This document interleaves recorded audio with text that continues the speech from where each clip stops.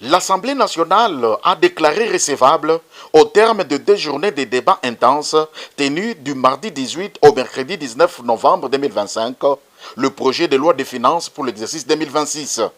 Les échanges qui ont duré plus de 6 heures ont permis aux députés de scruter en profondeur les priorités du gouvernement et de proposer des pistes d'amélioration pour un budget jugé stratégique. Présenté en équilibre tant en recettes qu'en dépenses, le budget 2026 s'élève à 59 021 milliards de francs congolais. Il marque une hausse de 16% par rapport au budget rectificatif 2025 arrêté à 50 692 milliards de francs congolais.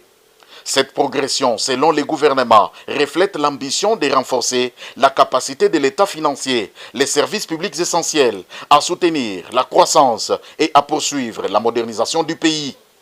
Devant les élus nationaux, Judith Soumino Toulouka a exprimé sa satisfaction quant à la qualité des débats et la pertinence des recommandations formulées par les députés. Alors, merci beaucoup pour la parole. Je voudrais d'abord rappeler le contexte dans lequel nous sommes en train de travailler. C'est la présentation du projet de loi sur le budget de la session 2026 par le gouvernement, plus particulièrement Madame la Première ministre.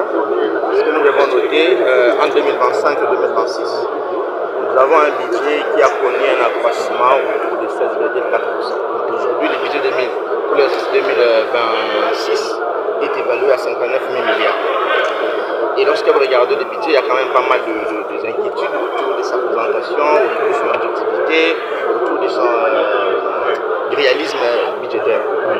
Et lorsque nous avons pris la parole, nous avons commencé à présenter nos observations et nos analyses. La question, nous avons voulu que Madame la Première ministre nous dise exactement quels sont les paramètres aujourd'hui qui ont permis de faire évoluer le budget de recettes courantes. C'est-à-dire que ce budget-là passe de 29 000 milliards à 34 000 milliards, soit 16,4% de variation. On a voulu que la Première ministre nous explique un peu quels sont les paramètres qui justifient ces mouvements. Je pense qu'en fonction de sa réponse, ça nous donnera au niveau de la Commission économique et financière et contrôle budgétaire quelle est la posture que nous devons prendre pour bien analyser cette évolution. Nous sommes allés plus loin en présentant une inquiétude en ce qui concerne la loi de 69, l'ordonnance loi de 69 sur les impôts cédulaires sur le revenu.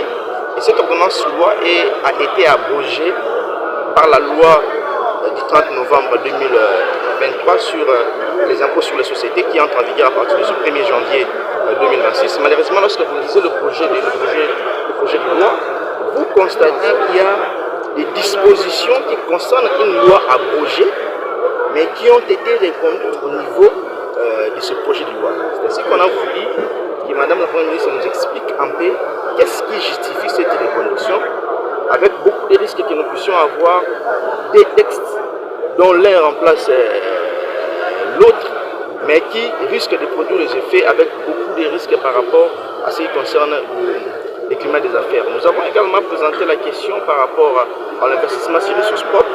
Si vous regardez la partie investissement sur le chapitre des infrastructures, en 2025, nous avons prévu 84 milliards de francs congolais pour construire 5 133 km de routes. Mais aujourd'hui, le gouvernement prévoit 145 milliards de francs congolais pour construire également 5 133 km de routes. Il y a une incohérence. Qu'est-ce qui se passe?